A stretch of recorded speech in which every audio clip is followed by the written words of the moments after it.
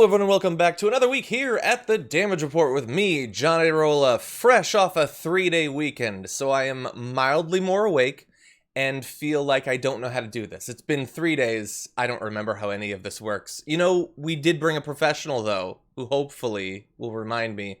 Francesca Fiorentini, how's it going? What's going on? Hi. Guten Morgen. Exactly, Guten Morgen to you as well. Great to have you here.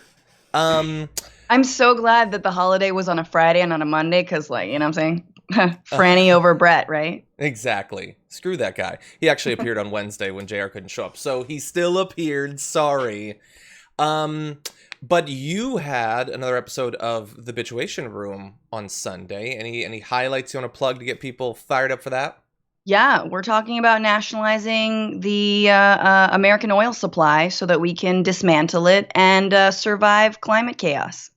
But if we didn't have oil, how would we have energy? There's nothing else to invest in, so we probably shouldn't try.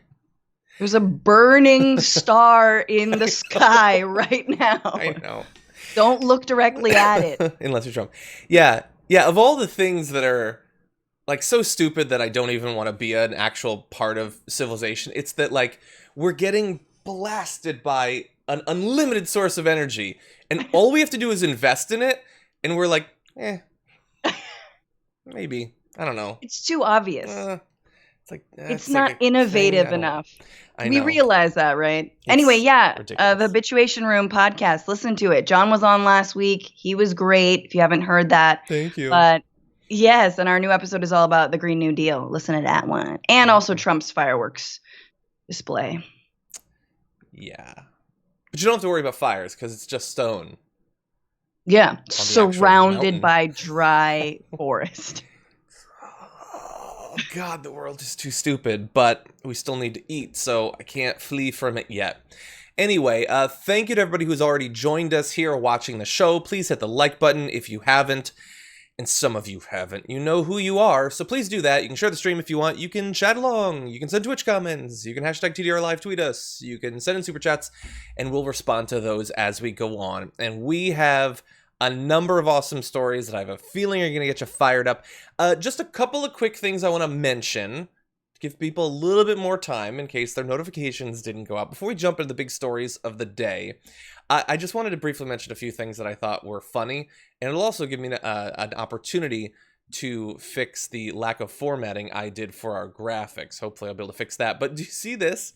So Trump has been sending out these Facebook ads saying he'll stand to support our statues. He said, "We will protect this." See, Francesca is worldly enough that I think she gets the joke there. I'm worldly or cosmopolitan, as Stephen Miller says. No, that doesn't have anti-Semitic undertones or overtones. Mm-hmm. It doesn't. Yeah, that right there, that's not in the United States. No, it's not. It's great. But look, if any Antifa are watching this, you can't just go to, like, Indianapolis to tear down that statue. You have to go to Brazil. Although if we put the call out that someone was going to tear down that statue, you will see a lot of right-wing militia booking flights to Argentina. Exactly. And what I thought was funny about this was someone pointed out, it's like, you know, over 130,000 Americans have died from COVID, and Trump doesn't want to talk about that. So he distracts us by talking about statues, and in so doing, accidentally identifies a statue in Brazil, which is the country that is second worst flubbing the response to coronavirus, partially because they have a right-wing fascist leader who doesn't want to actually deal with the pandemic. Hey, we're alike after all. Yeah, so that's Christ the Redeemer right there. Mm-hmm. Christ the Redeemer. It's a great statue, by the way. Yeah, he's not necessarily white or brown. No. Anyway, it's just so ridiculous that, like, anyway, go on my Twitter. I put up a photoshopped version of it that I think is pretty good, and then other people in the response did even better. So go check my Twitter and you'll see that recently. One other bit of quick news that we normally would have done as a full story, but we're not going to now, is you might have seen the news last Friday that Kimberly Guilfoyle, who is dating Don Jr., is positive for coronavirus. Now, that is a problem for a number of people, partially because she's been going to all these campaign events, and of course she doesn't wear a mask because she is the sort of person who would date Don Jr. But also, I don't know if we covered this last week, her and Don Jr. went to a maskless Hamptons party. It was like 100 people, none wearing masks, to sort of protest the paranoia. And now the attendees at that party are apparently freaking out because they had never considered the possibility that they could be exposed to coronavirus, which now they might have been. Oh, God. Yeah. Yes. Melted Melania Trump sees her day after dating one too many greaseballs. She was with Governor Gavin Newsom before this. Yes. Yeah. And the other thing, and just for everyone who's out there who, I know a lot of people who are watching the show take it seriously. She was asymptomatic. Yeah. She was asymptomatic and she got it. And it was a little bit like, I don't know. Yeah. That's why this virus is scarier. Mm-hmm. Yeah. But oh my God, any sympathy for the people in the Hamptons though? None. Yeah. I mean, they knew. It's like they were a hop and a skip away from the worst hot zone for this virus, and a couple of months go by and they pretend that it's all fine. But when I see that, that now they're surprised, oh my God. A friend who works, Mary, who's one of the editors at TYT, she sent me this video, and it's of this Russian astronaut talking about the experience of being in orbit. And he says the thing that all astronauts say, which is, when I saw the Earth and I looked down on it and there are no borders between countries, I suddenly realized how ridiculous and artificial the divisions are between us and about how small our fake issues that we hype up between each other are. And I responded at the time, it's one of the worst failings of our species is that we can't learn from other people's experience. And I sort of get, You mean the American species? Well, all humans, but yeah, perhaps especially Americans. And, it's difficult to put yourself in the big space boots of an astronaut and imagine what that would be like. But you could put yourself in the position of someone who has COVID or knows someone who does. You could learn that much, I think. But even the people that we're supposed to look up to as the elites, these rich people in media and politics, this is the first family. They can't or won't do that. Even the smallest little bit to avoid not just her getting, a potentially fatal disease, and apparently she's going to be fine, but she might well have exposed people to it at multiple different events because of her willful ignorance. Choosing her gilful. That's why you're a comedian. Her gilful ignorance, choosing not to wear a mask, which does not just endanger her, endangers everyone else around her. And she chose to do that, and Don Jr. chose to do that. Man, our species really sucks sometimes. I mean, yeah, I think just the Trump species. Honestly, John, ignorance is the brand, okay? Mm-hmm. That is the brand. She cannot wear a mask because you're supposed to project arrogance and ignorance. Yeah. This is America is being so stupid that you won't take the basic precautions to save your life. Yeah. That's it. That's what exceptionalism is. And we all know that's not true. But that's what it is. So they can't be seen wearing masks and they won't wear masks. You're 100% right. And we're actually going to have someone defying that later on in the show and being attacked for it. So we'll have that for you in just a little bit. But with that, why don't we jump into the news? We'll check in with the Super Chats in just a little bit. But first, this. Over the past few days, Donald Trump had his big Mount Rushmore speech where he went with a whole bunch of people, even though he was asked not to, and they had fireworks, even though they were asked not to. And many of them didn't wear masks, even though they were asked to. But what did happen at the event was that Donald Trump made clear his campaign strategy going forward. It's not going to be about the pandemic. It's not going to be about his second term. He seems to have no idea what that's going to be like. It's about the culture war, and specifically racializing the culture war. So I want to give you a couple of the quotes from the speech. You have this: angry mobs are trying to tear down statues of our founders, deface our most sacred memorials, and unleash a wave of violent crime in our cities. So the protests that are going on about police brutality and reform of the police. No, it is a wave of violent crime meant to deface that which is sacred. So that's your appetizer, Francesca, to give you an idea of how he's going to react. He says on sacred Lakota territory, just in terms of defacing what's sacred, right in front of Mount Rushmore, which was carved into the Black Hills, violating a treaty with Native Americans. But please, no, continue. Yeah, and so I'm glad that you pointed it out, because this really feels like another Tulsa moment where, like, you'd have to be so ignorant to not get the obvious juxtaposition there that it seems purposeful at that point. Absolutely. Yeah. It is. Anyway, he goes on to say, make no mistake, this left-wing cultural revolution is designed to overthrow the American Revolution. Yeah, if there's one thing leftists want, it's a monarch again. And Britain. I don't know. And Boris, take us back, please. So that's Trump. Ted Cruz tweeted something effectively the same thing. It's that the radical left wing is like taking over. This is their coup. And everyone, including Representative AOC, pointed out, like, why do we choose Biden then? Like, if the Dems are bowing down to the radical left, then Biden, he's like the most moderate of all of the candidates that were running, other than maybe Klobuchar. I don't know. Seems like a weird thing. But anyway, he goes on to say, let's see, they think the American people are weak and soft and submissive. No, dude. Just you. But no, the American people are strong and proud, and they will not allow our country and all of its values, history, and culture to be taken from them. So all of this is just statue, KKK memorial, KKK memorial, KKK memorial. It's just that. The whole speech effectively was, I'm going to protect the traitors and the racists that still have statues standing. That's it. I'm going to protect the losers, like I will be in November.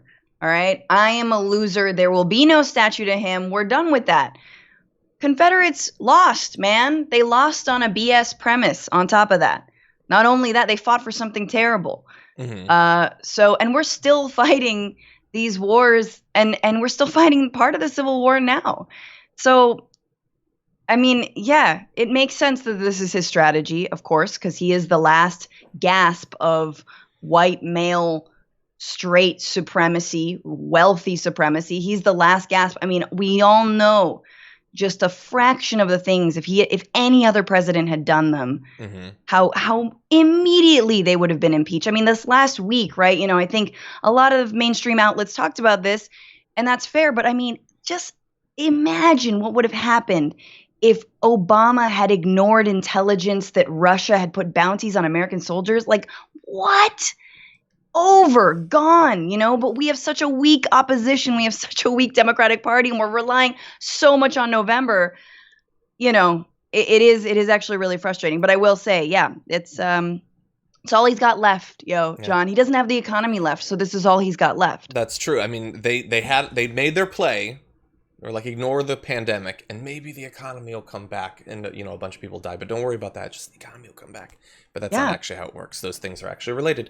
And you're right. You pointed out that, like, but also, we had, I think it was Joni Ernst was on, I think, Fox News over the weekend. And she was asked, she was like, you called Obama a failed leader because 2 people died from Ebola.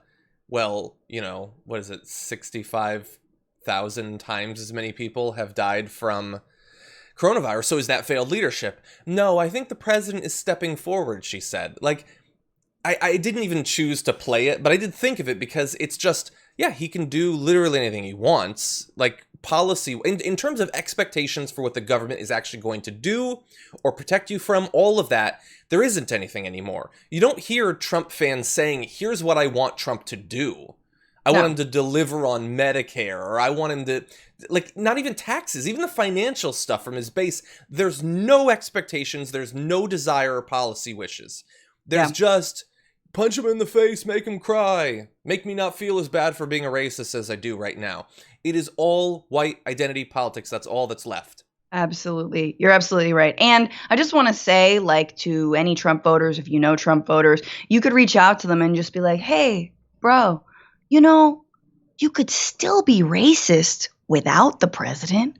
Like, you don't need him They will be to support your be. dumb ideology. And they will be. So, like, let's all remember, of course, that no matter what happens in November, racism and white supremacy will still be around, even more so, because they'll all think that, if Trump loses, he'll be a martyr in their eyes. Mm-hmm. But also at the same time, it's like, as Democrats or as progressives, we have to remember that just getting him out is obviously not the only solution. Yeah. And for Trump voters, it's like, bruh, you could hitch your, white supremacist horse to another wagon. You just choose not to. Like Joni Ernst, like, you just choose to go down with this ship. The entire Republican Party is going down with this ship.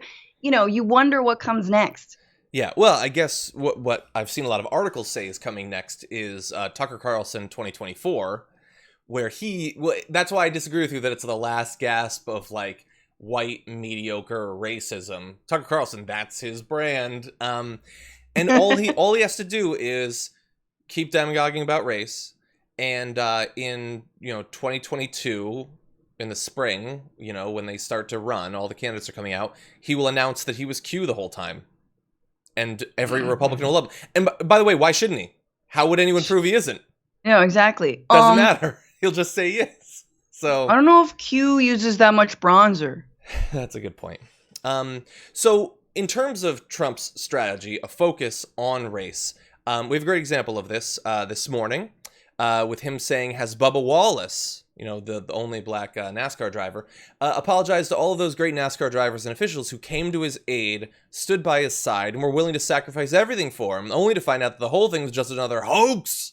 That end flag decision has caused lowest ratings ever. I have no idea if that's true. Neither does Trump. He's just saying it.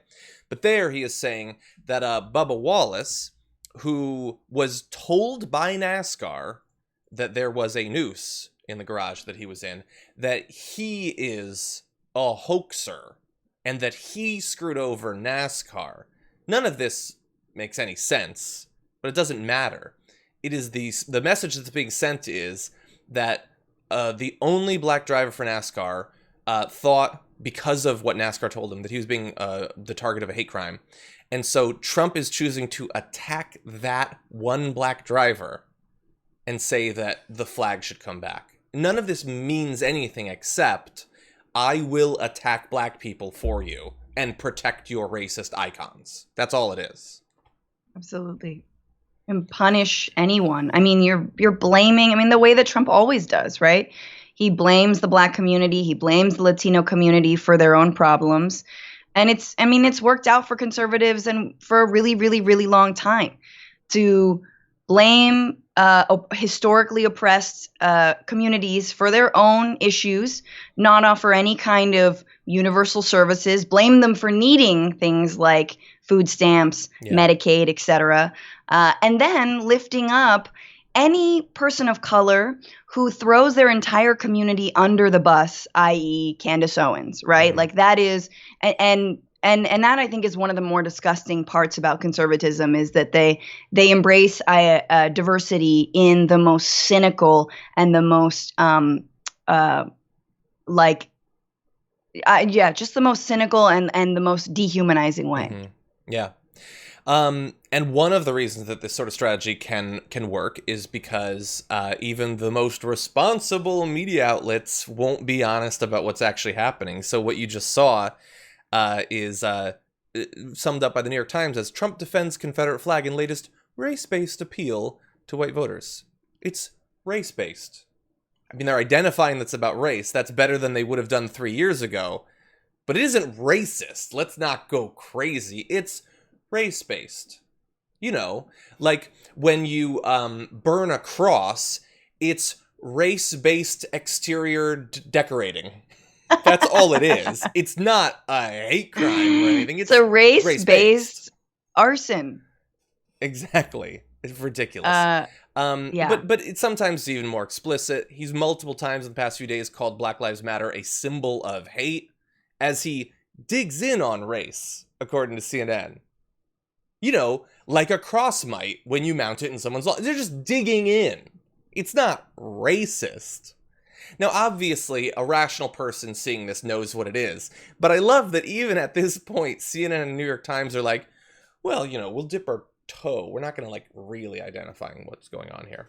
No, but it legitimizes it too, right? It's like when you say digs in on race, what does that even mean? Like truly, what does that mean? Like, no, he is, acting out his racism and calling to his white supremacist and racist base. Just say that. Don't say digs in on race as if that were a legitimate issue, like, I don't know, the infrastructure of the US or like healthcare. Like that's not an issue. It's not an actual thing you can like dig in on. Yeah, He's just digging in. I know, just call it what you're calling it, which is white identity politics, which is exactly, you can easily say white identity politics. But no. Whenever the media talks about identity politics and whenever oftentimes we mistakenly think about it, we only think about people of color or gay people or women, whatever, right? Like, but no, it never applies to white people or white men, especially. Yeah, and if you want a primer on what it looks like, watch literally any episode of Tucker Carlson's show, and that's all it is. White Identity Politics 101. Can I just say really quickly that the New York Times did a great piece about, a fake statue toppling, right? And that a bunch of white militias showed up to this statue. And I can't remember where it was again, if you remember where that. Anyway, so they all show up to this statue, and the article is about the fake call for toppling this statue, right? It's the idea that they couldn't find who posted it. It was some Facebook group that was like left agenda or something like that, and they didn't really know, and it turned out that it seemed like the person was fake and the post was fake. It doesn't matter because hundreds of armed militia showed up to protect this statue, and I think it was like a Columbus statue. And that wasn't the story. Think about that, you guys. Like the fact that who cares if it was a fake post, if it was a real post? We know that there are trolls. We know that there are whomever operatives. We know that's a tactic. Yeah. The real story is that hundreds of armed white militias showed up to try to protect the statue, and they ended up harassing a person who had a Black Lives Matter shirt on. I believe he was white, because otherwise something worse might have happened. Yeah. But so just to put that into context, the real problem is not a fake media account. The real problem is that these militias are being allowed to foster. Exactly. Yeah. It's like with the Republican war on voting rights, effectively. If one side is going to have an all-out campaign against something, and the other side won't even acknowledge that that's what's happening, how are you going to stop them from winning that war? Stopping as many people as possible from voting and maintaining the, lock grip, the chokehold of white supremacy over every facet of American society, government, economy, everything. And that's what we have right now. And and in fact, on that note, I was going to skip this, but let's go to one more example of this. So this morning, when Donald Trump tweets an attack that makes no sense whatsoever against Bubba Wallace, here is how his spokesperson defends the questions about it. So NASCAR, I would note, their statement says that this garage pool rope was there since last fall, since far before the teams arrived at these garages. They also said definitively, as the FBI investigation determined it, that there was no hate crime versus Bubba committed. What the president is making is a broader point that this rush to judgment on the facts before the facts are out is not acceptable. And we saw it with the Covington kids, and we saw it with Jesse Smollett, and now we saw it in this case before the FBI came to that conclusion. People are going to quickly point out that that comparison is not fair. To call this a hoax when he stands by that he truly believes that that's what it was. Right. Well, the Federal Bureau of Investigation does not stand by that assessment. The president's merely pointing out that we've got to let facts come out before we rush to judgments. Okay, so what you have there is the president saying it's a hoax, and he blames Bubba Wallace when Bubba Wallace had literally nothing to do with this becoming a story. He was warned about this, and we're just going to show the image again. I don't care if it was being used as a pull rope. It is a noose. There has never been a more noosey noose than that noose. Okay? He didn't bring it up. It is a noose. Maybe it's been there for a long time, and that means it wasn't a specific hate crime targeted at Bubba Wallace.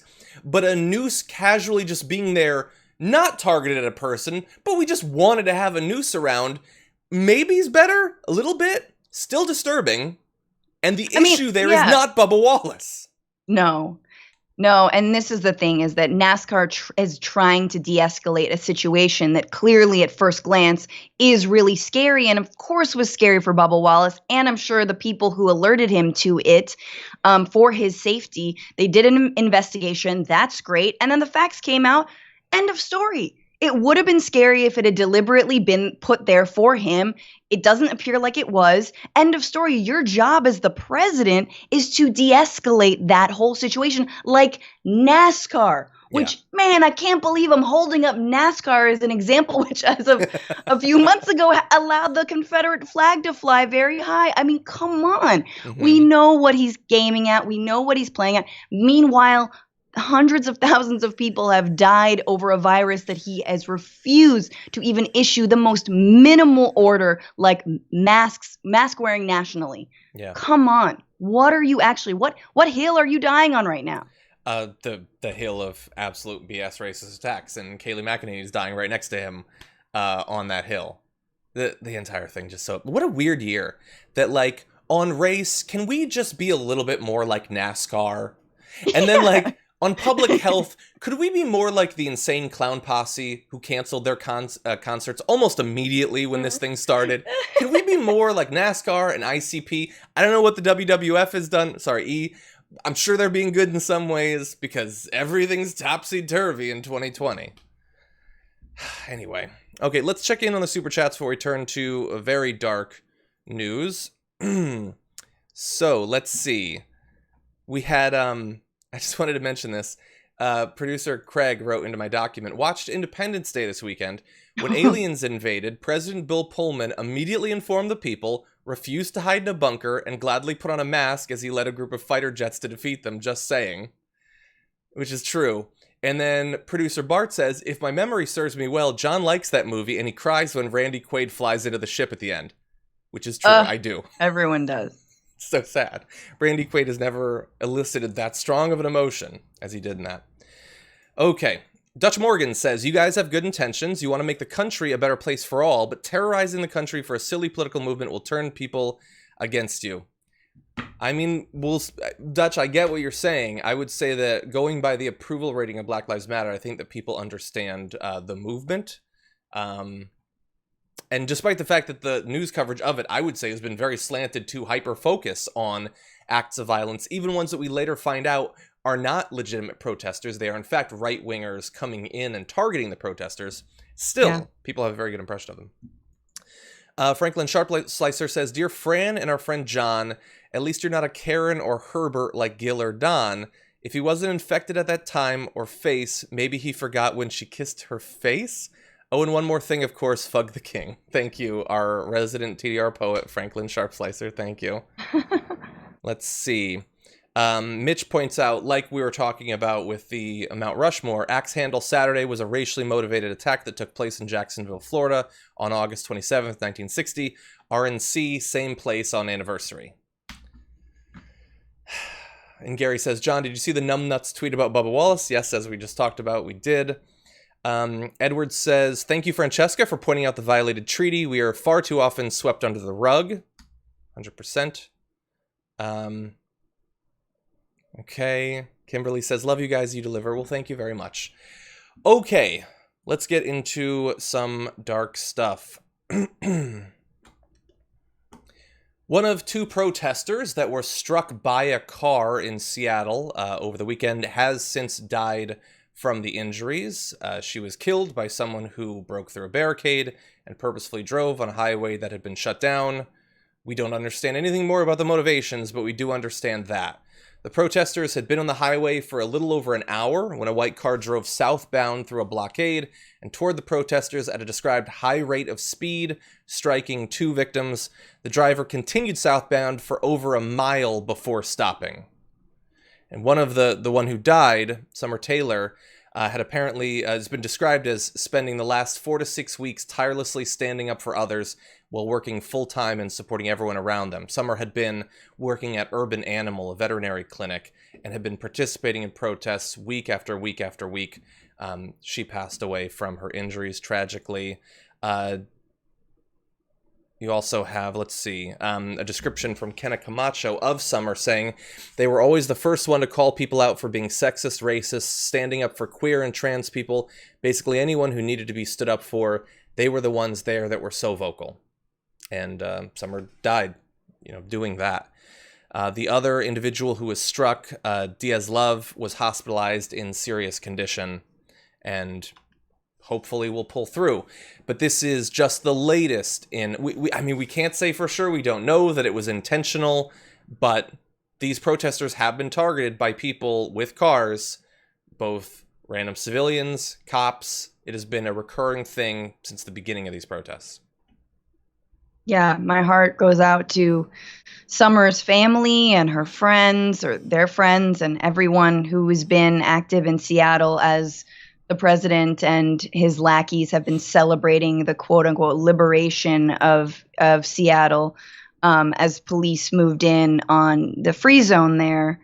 I mean, this is the thing. Like, we talked about all the race baiting and coming from the White House, and then you see it play out. When you listen to this much poison from the president, from Fox News, what is the difference between this kind of speech and the kinds of videos that ISIS puts out about who they should target and why? Mm-hmm. And look at the tactic. The tactic is the same. So if this person were Muslim and the target was white and Christian, we would call this an act of terrorism. That is what it is. This is white terrorism. All right. It is. And I don't know if the driver was white, but it is absolutely based on ideology that the Black Lives Matter movement is somehow a hate group or somehow should be targeted. Yeah, the driver was black. We don't know much about the driver. We do know that the driver was black. The only information I was able to find was that the sobriety test apparently showed that the driver wasn't under the influence. While in custody, the authorities described him as being reserved and sullen, and said that he had asked about the victims. Okay, again, don't know exactly why, but we do know that we have seen this over and over again. And here's one thing coming out of it. The State Patrol announced on Twitter on Saturday night that protesters would no longer be allowed on Interstate 5, quote, for the safety of all citizens, including protesters and motorists. Yeah, that's awful. Someone breaks through a barricade, kills someone, and effectively the protesters are punished for it. That they won't be able to do these protests anymore, which is what the cops have wanted this entire time. So it becomes sort of convenient that when they are targeted with violence, suddenly the aims of people who oppose the protesters are being advanced. Hypothetically, they could put up more effective barricades. They could stand there. They could be there protecting protesters, right? I mean, we've talked about this, but it's like, visit other countries around the world. What happens when there are large-scale demonstrations is that a lot of them don't have to provide their own security. The law enforcement in wherever you are will be the security. They'll protect your right to free speech. So yeah, put a few. How many cops do you think you'd have to put to protect some protesters? 1, 2, anything to prevent a crazed person from driving through a barricade and killing people? Yeah. And by the way, Danny sends in a super chat saying Summer's pronouns were they, them. I apologize. I was trying to use those pronouns. If I did not, I apologize. No slight was intended, but I apologize. Both Summer and Diaz Love use they, them as pronouns. So let's just understand that. But anyway, just, tragedy. And one that, again, because of this particular sort of, like, using your car as a weapon is not new in this area. The idea that the protesters would be punished for this, I just find absolutely insane. Yeah, I mean, sorry guys, but only a few weeks ago, the same thing happened in Seattle. Someone tried to drive through a demonstration, right? Like, how many more do we need? Again, put one police officer up there. Mm-hmm. Put one. Yeah. I challenge you to see if the same thing would happen if you put one police officer, one police car there. Yeah. Oh, God. Man, you know what? I'm going to read a couple super chats just because going immediately from that into this next story is just a little bit much. Okay, Kai Allen says, seeing you both on Fantastic Mondays really lifts my spirits. Thank you. Unfortunately, Kai then used the hashtag #ShowMeTheUndies, so I blame Francesca for all of this. Where are they? Where are they? Jennifer says, bring back masquerades. Yeah, anything. Don't these, because I'm assuming referring to the Kimberly Guilfoyle, the maskless party. Don't they like going to mask parties, these rich people? Like, to get themselves hot, they have to put on a mask and go with randos, or like, do that. That's safer in a lot of ways. And Amy S., referring to the trolling of me by our producers in the document, says, I too watched Independence Day this weekend, and I also cried at that part, John. And Bill Pullman's speech is one of my favorite movie speeches ever. Amy, totally. Okay, let's transition to this now. Over the weekend, a prominent Broadway actor passed away after a long COVID infection. This is Nick Cordero, known for his roles in Rock of Ages, Waitress, Bullets Over Broadway, and A Bronx Tale the Musical. Died on Sunday after complications from COVID-19 over several months. He was 41. His death was announced on Instagram by his wife, Amanda Klutz. The couple, who moved from New York to Los Angeles last year, have a 1-year-old son, Elvis. And, understand, I know some people will see focusing on the death of any one individual as odd, because so many die. Even over the weekend, where coronavirus deaths have gone down to the lowest they've been at for months, still hundreds of individuals have died. But one reason, look, any individual death is itself a tragedy, but one reason I think that people need to see this is people have, even after all that we've been through, such a weird idea of what coronavirus is like, what being infected by it is like. They have been convinced by the media and by Trump that 99% are nothing. The cases don't matter at all. You're fine. Or you die, and you only die because you were 90. That's it. And that's not at all what it was actually like. Nick Cordero was 41, was apparently in very good health initially, was hospitalized originally back in March of this year. Throughout his stay in the hospital, he underwent a leg amputation, was given a temporary pacemaker, and was put into a medically induced coma. He'd been in the intensive care unit for more than 90 days and suffered from additional complications like lung infections and septic shock. And along the way, the wife that we mentioned earlier, Amanda Klutz, had given updates and had some encouraging news that back on April 24th, this is months ago, had 2 negative COVID-19 tests. Months ago. And at some point came out of the coma as well. She said the virus was apparently out of his system.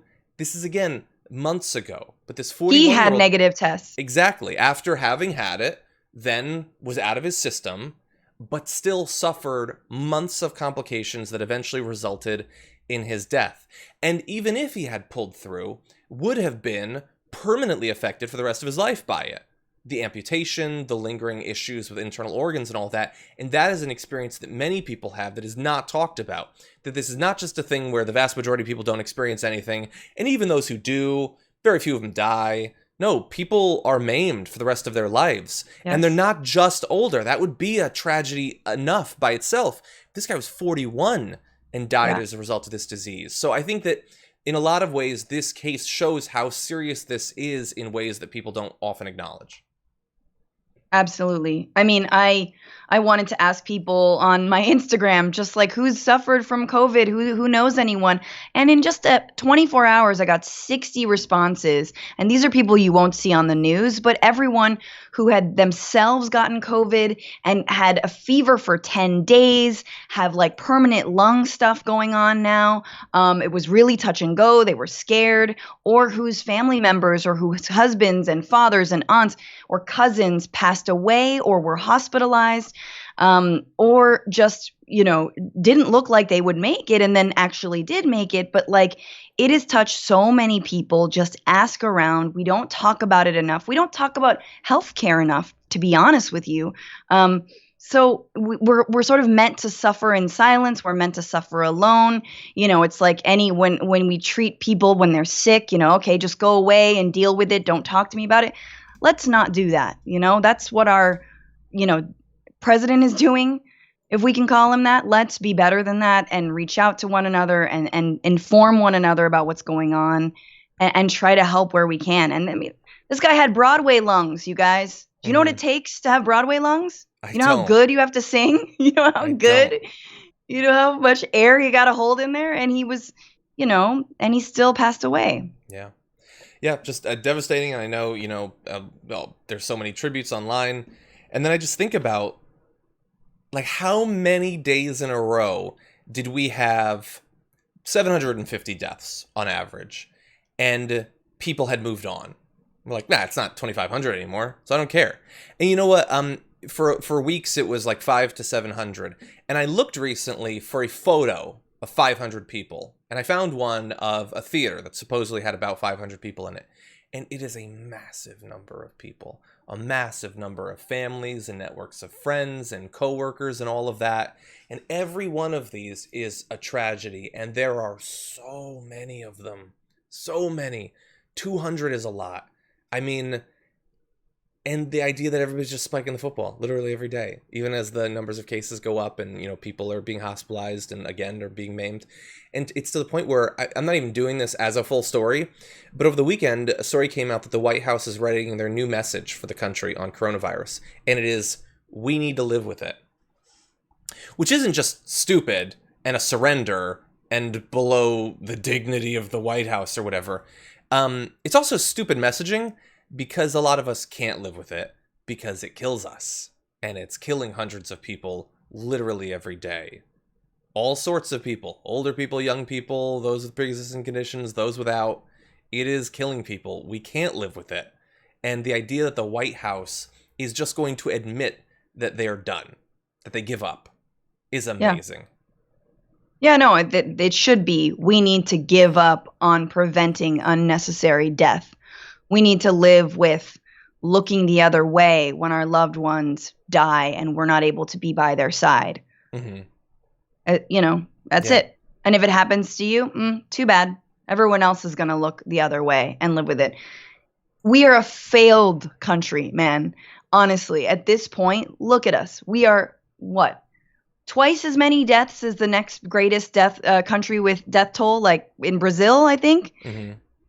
Twice as many deaths, you guys. This is not rocket scientist. Science.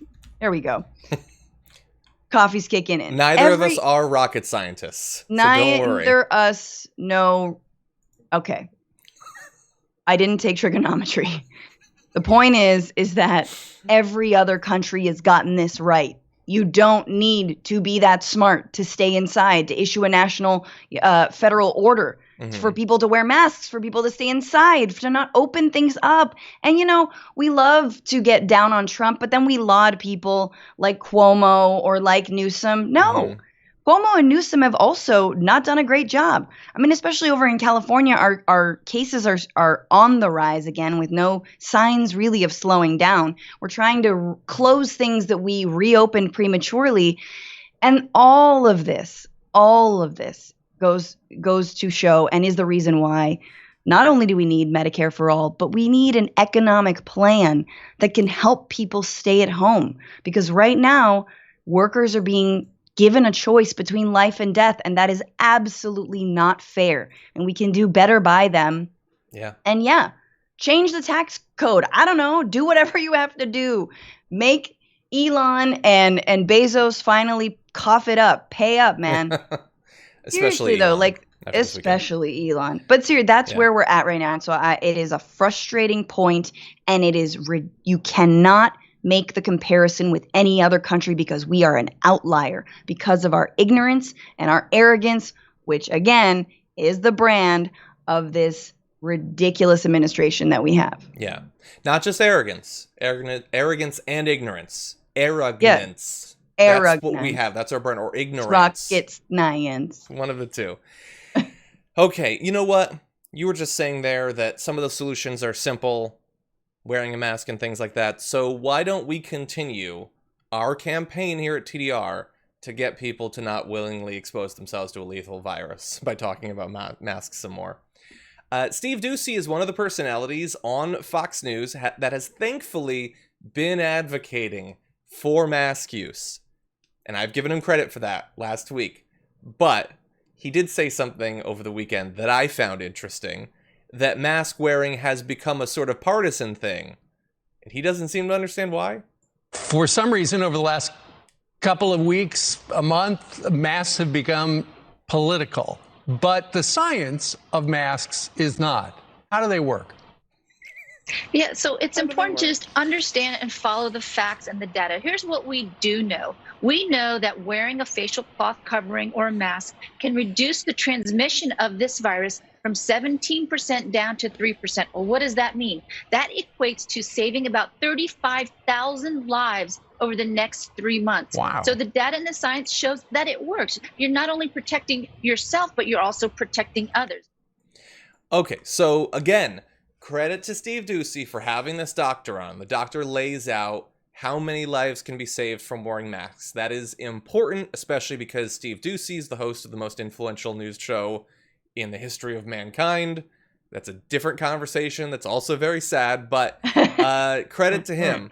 However, when he says it's become political, wow. He just have no idea how? He doesn't have a theory, a hypothesis, nothing. He's not working on anything. Yeah, and while we're at it, all this Hillary Clinton hate, where did that come from? Wow, we really, she had pneumonia, she's sick, she is the devil, she smells like sulfur. So unnecessary. I would almost venture to say it's a little sexist. Mm-hmm. Steve Doocy's getting woke, y'all. Yeah, he's waking up late. He hit the snooze a few times. But anyway, so look, again, credit to Doocy, but especially because Doocy's been doing the right thing. Doocy and recently people like Sean Hannity are saying to wear masks. I want to do Doocy a favor, and he's not sure why it became political, so I want to help fill him in a little bit. So look around you at the place you're in and the people you've chosen to work with. People like Laura Ingraham, who's a really interesting case, because Laura Ingraham herself spent late March and early April talking up the benefits of widespread mask use. She really did. On her show, on Twitter, multiple times she portrayed them as an alternative to stay-at-home orders that would help get people back to work. She even showed people videos on how they could make their own cloth masks. She offered a series of new protocols that would be used until this virus burns out, including that everyone within 6 feet of others must wear masks in the workplace. And so all of that sounds good. But something changed at some point, and it was around the time that she started saying things like this. This was on, I believe it was in late April or early May. They want you masked, not just during the virus, but until the end of time. Because remember, there will always be another potential virus lurking out there around the corner. She said things like that many times.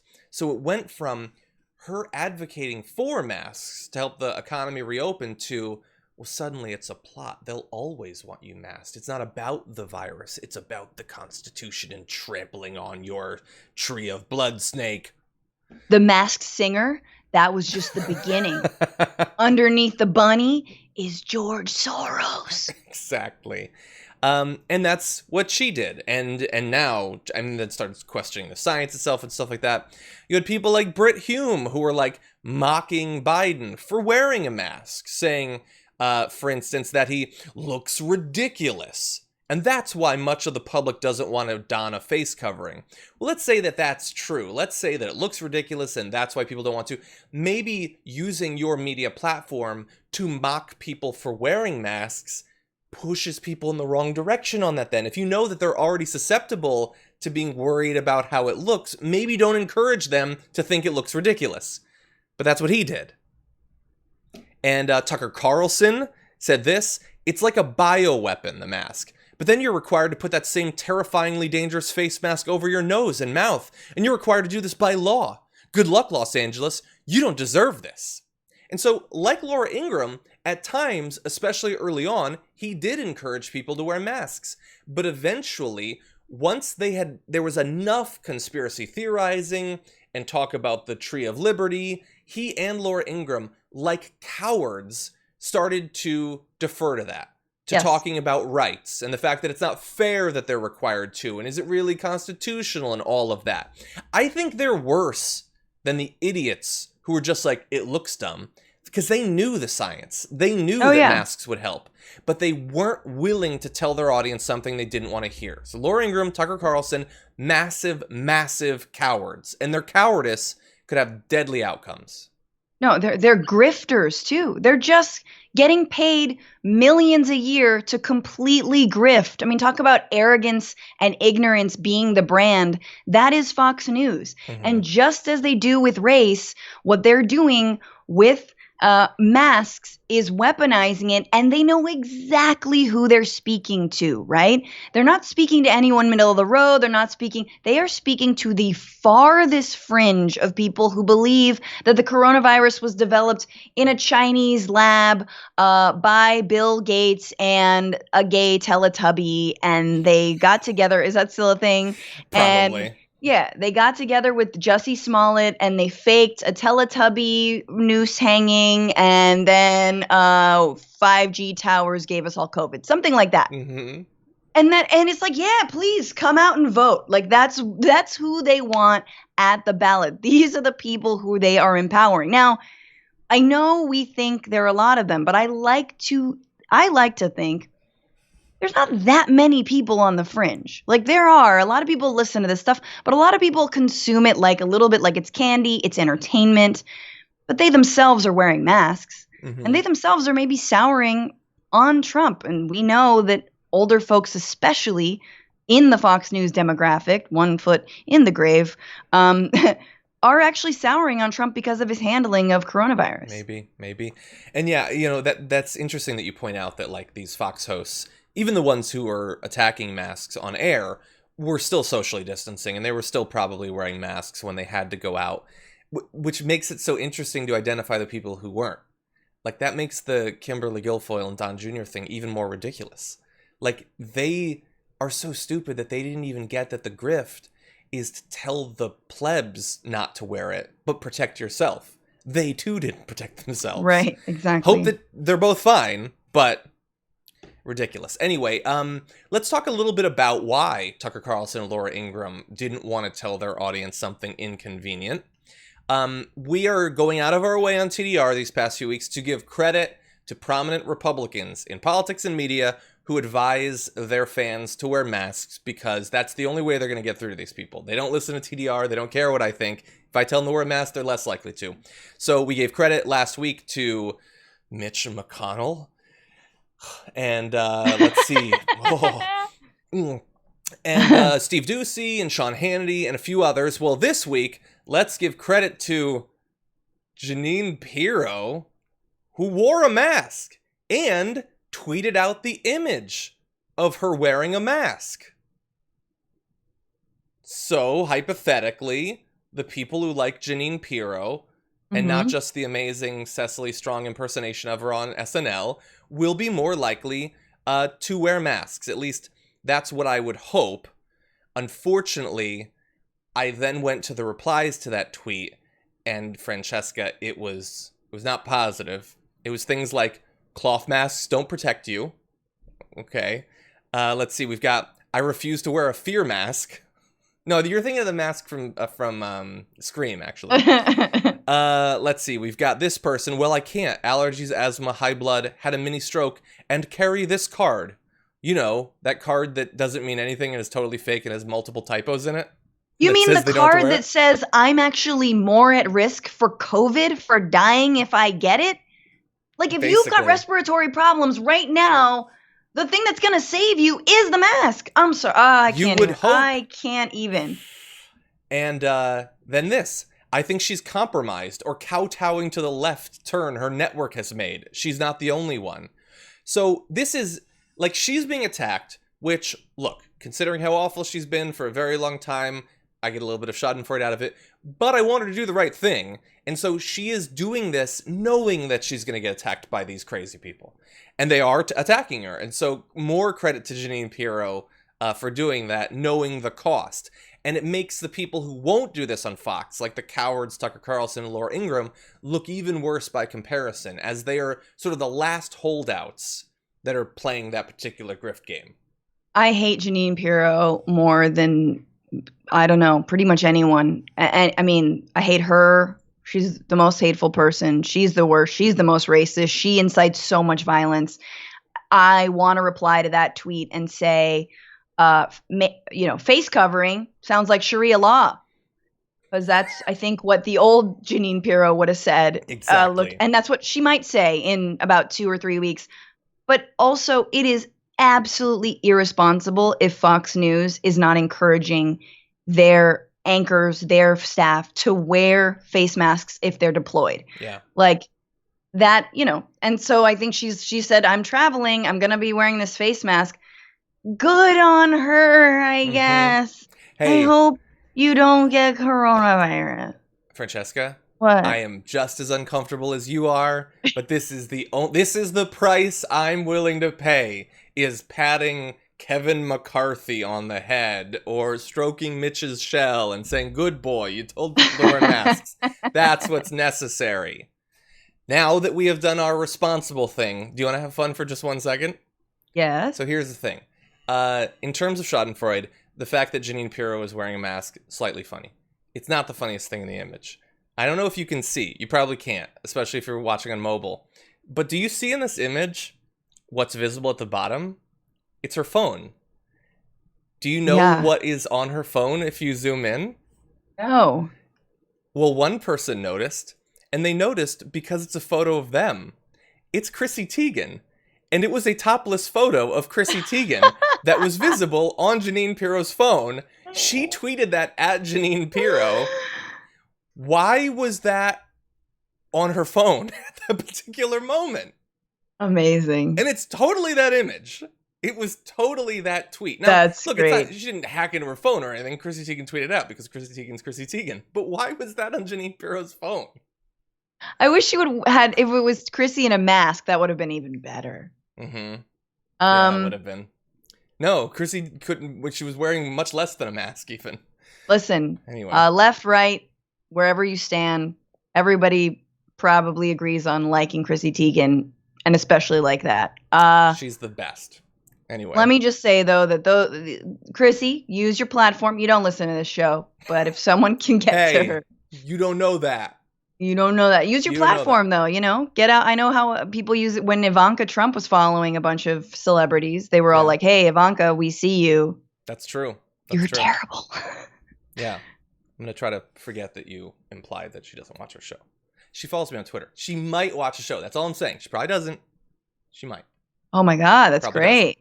Are you just in those, DMs being like, hey, Chrissy? No, I haven't DM'd her. Hey. I don't think I have anyway. No, I'm not that stupid. Hey. No, I just celebrate solitarily and, don't make a big deal out of it because that's the fastest way to end that thing. Except you told all of us. Is this live? Anyway, okay, couple more quick stories. Let's see if we can get to it. Okay. The big news of last week, one of the big news stories anyway, was that Jeffrey Epstein co-conspirator Ghislaine Maxwell was taken in and is being charged. And so Fox News was covering that. Of course, they're going to. But many people noticed that the B-roll, the looping B-roll, we use it, pre-quarantine here on TDR, had an interesting edit made to it. Take a look and see if you can notice what I'm talking about. Yeah, I would say that all three of those things they're three different areas that we're all looking at. Obviously, we have the civil case against Epstein, the criminal case against Miss Maxwell that everyone's focused on now, which is brought by the federal prosecutor, and then a civil case against Miss Maxwell, which we are, has not been filed, but we are looking into. All right, so you saw that. They go to that image twice, that very narrow image of Melania with Epstein and Ghislaine Maxwell, which is amazing. Now, what we did was we fed it into the TDR super computer, we enhanced, and it was able to identify on the deep web of Google what the actual image is, and that's what the image is. They cut out Donald Trump and left in Melania. Isn't that weird? Cold as ice. Why would they do that? Like, we understand why they cut out Trump, obviously. The entire purpose of Fox News is to take their aging white base and stroke their hair and say everything you believe is true. You don't ever have to have an inconvenient thought. So we're not going to make you think about the fact that Donald Trump knew this guy. Whether there was any real connection or whatever, he at least knew him. But to leave in the Melania. And the thing is, let me just show you really fast. Like, you can see in just a few seconds. Yeah, I would say that all three of those things are it didn't need to be cut at all. It would have fit we're all formatting-wise. Obviously, we have the civil case against Epstein. But they chose to. And they defended that decision, saying that it was mistakenly eliminated Donald Trump from the photo. We regret the error. Mistakenly cut out. They took that image, which, Google it. He's always in the image, and they cut it out to make it oddly thin. Why did they use the image at all? They didn't have to. They could have just used images of Ghislaine and Jeffrey Epstein. It's almost as if they wanted to attack Melania Trump, but pretended that Donald didn't know who she was at the time. I think that, listen, I've been there in the editing booth.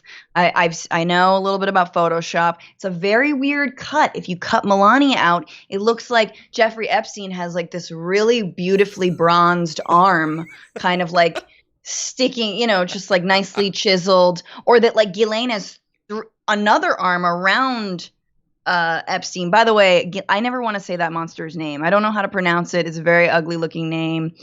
Ghislaine. It's gross, and I hate her, and I don't want to pronounce her name. She's the worst. But I'm wondering what's next, like in terms of, editing out, there's footage of Trump and Epstein at a party joking and laughing with one another. Dancing. Are they just going to like completely edit it out? And he was like, he was a crazy man. Look at him talking to a ghost. Just talking to nobody. Just like, there's an oddly blurry faced man from the 90s. Is that Clinton? Might have been. They're going to put Hillary Clinton's face on him. Yeah, it was Hillary. She's going to do the lip bite. Hillary was wearing a Trump mask. Funny. Yeah, it is.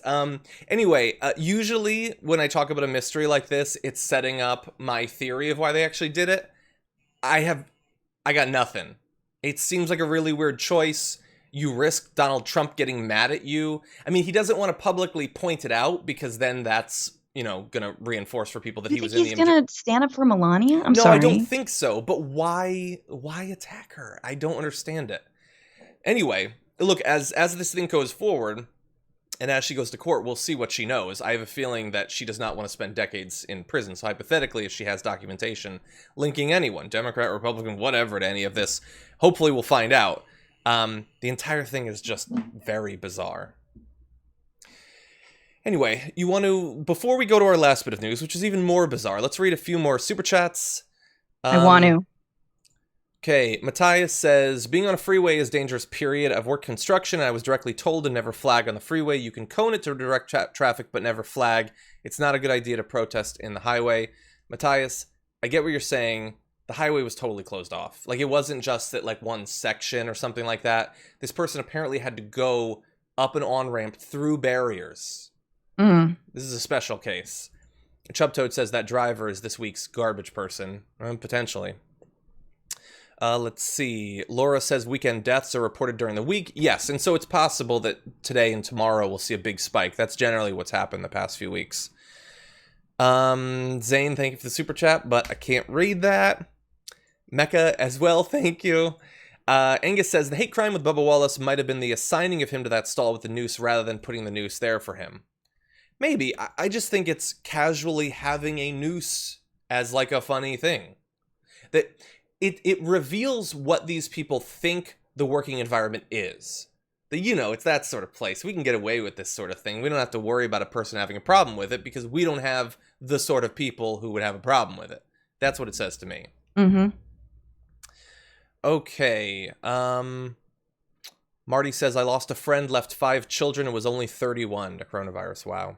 That's sad. So sorry. I saw a comment from someone saying that they knew one person who died and one person who survived, but they still have trouble breathing. Lakailil says, Independence Day is another piece of U.S. exceptionalist exceptionalist propaganda. Look, you're not wrong, but it's fun. I like it. And we work together as an international community, and hey, let us dream.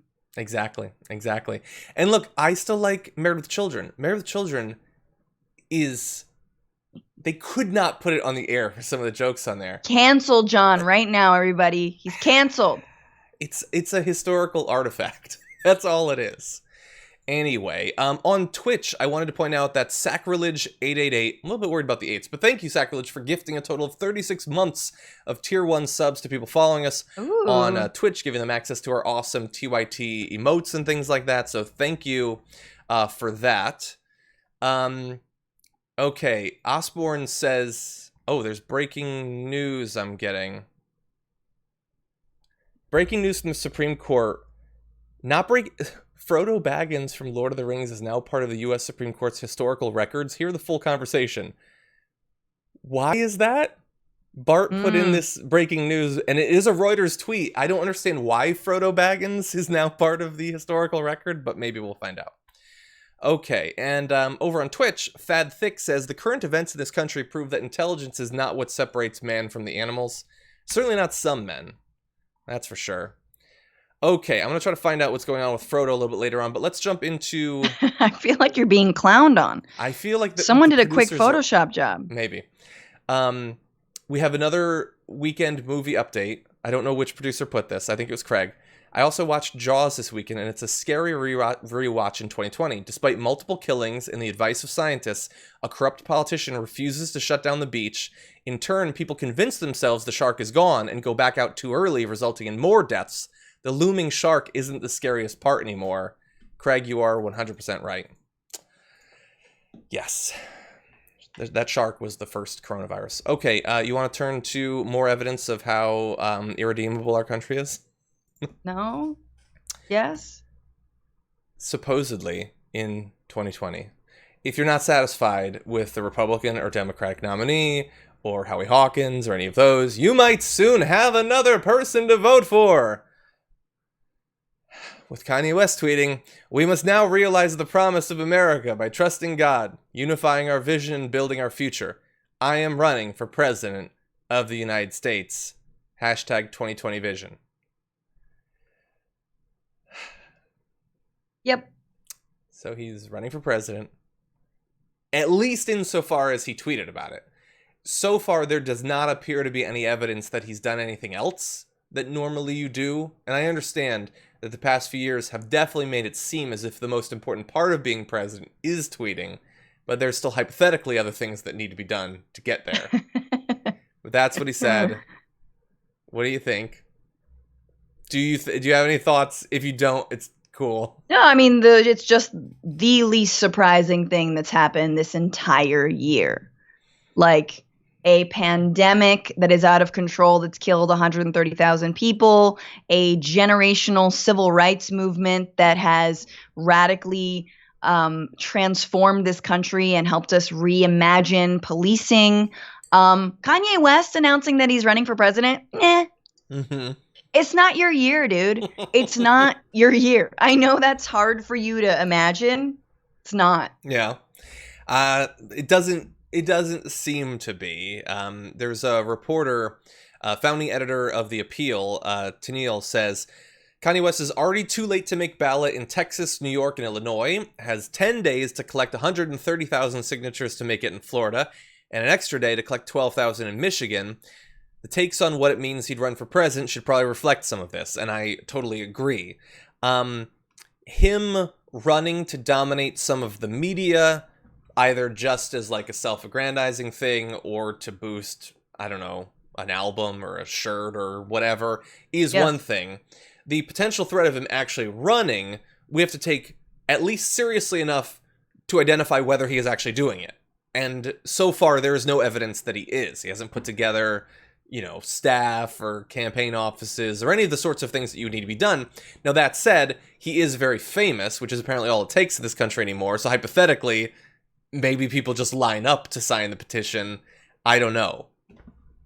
I just want to see a debate between Trump, Biden, and Kanye, and like somehow piece a single sentence together through all of that. Like, if you ever want to see like the side effects of Cialis play out all at the same time, like that would be that debate. Just like nervous, dizzy, megalomaniacal, sweaty, like, you know, all of that. That would be that debate, is all the side effects at once. I'm excited for that. I also am excited for, look, I don't want Kanye to be president. We should not cover this like it's a real story. Totally. Any media outlet that does a serious interview with him should be burned to the ground. With love. But I do think it's funny that like his clothing, his like Yeezy wear is an indication of what kind of government he would run. It's North Korea, you guys. All right. Nothing but tan jumpsuits, boxy as hell. It's just, you know, it's Kanye Jong-un or something. That's not bad. And the whole thing, like, he loves Donald Trump. He thinks that Donald Trump is literally the best. Why would he run against him? I mean, you fill in the blank. Again, it's not happening. It's so stupid. Everything is so stupid. Everything's stupid. God, what a dumb country. What a dumb species. The planet's okay. It's got some cool trees and cliffs and stuff. I hate all your international viewers. I mean, I love them, but they just rub it in by being so happy, you know? I'm okay with the Brazilians because they also have some issues. Russia too. By the way, did you see the constitutional change to that he can stay in until 2036 in Russia? It's a good deal if you can get it. And that they had already printed up the announcements of it and distributed them to bookstores before the vote. Come on, man. We're marginally better. So I'm not even like pointing that out as a comparison. There's always a second term. There is. Anyway, what a dumb world. Francesca, you're one part of the world that's never dumb, except when it's needed for comedic effect. And so thank you for joining us. Where can people see more of your work? Follow me at Franny Fio on Twitter and Instagram, and listen to the Bitchuation Room or watch it on YouTube. My YouTube's also Franny Fio. It's all Franny Fio. My name is insanely long. You guys know this. Thank you so much, John. You're also a bright spot in this dark, dark world. Thank you. I appreciate that. Okay. Thank you again. Have a good one. Take care. And for those of you at home, let's see a little bit more of what's been going on in this doc for just a few minutes. I understand we're a little bit over, but we haven't really made it through many of these. Thank you again to those tweeters like Sacrilege, who cheered 1,000 bits. Thank you. And said masks for all. Obi-Wan Kenobi, who cheered 1,500 bits and said maybe this will help. Well, thank you very much. Thunder Voice cheered us 300 bits and said, I hope you both enjoyed your weekend. Happy Fantastic Monday. By the way, where's the like button? I don't think they have it on there, but thank you. I do appreciate it. Okay, Jennifer Hampton had sent in a super chat saying, Fantastic Monday is my fave, also my Miss Kitty, and I loved meeting Ramona last week. Ramona was adorable. So that's great. Christopher Moore says, went to Pelosi's mansion with her primary opponent, Shahid Buttar, yesterday. Neighbors said she didn't live in the neighborhood. Wow, that's something. Matthias says, how was Hamilton, John? Did you watch? It was on in a room that I was in, and I caught a little bit of it. The songs were catchy. I also understand the criticism of it and everything. But, Lin-Manuel is definitely talented. You can't take that away from him. And loved him on House way back in the day. DL Short, oh my God, this is sad, says, I lost my father to COVID-19 this past May. DL Short, I'm so sorry about that. Like I said, when you see the numbers of like 500 a day, 700 a day, 1,000 a day, like each one of those is a devastating story individually. And we've been trying to do our best for going on 4 months now to make sure that we never forget that. You know, at various points, some of the media is really tapped in and then goes AWOL for a few weeks. We've been trying to stay consistent on that, and I'm really sorry to hear that happened to you. Kimberly McNaught says, miserable news, but you make me laugh so I don't cry. Thank you, we try. Name Withheld says, R.I.P. Nick Cordero, another COVID death swept under the rug. Also, Francesca looking amazing as always. Well, thank you for that.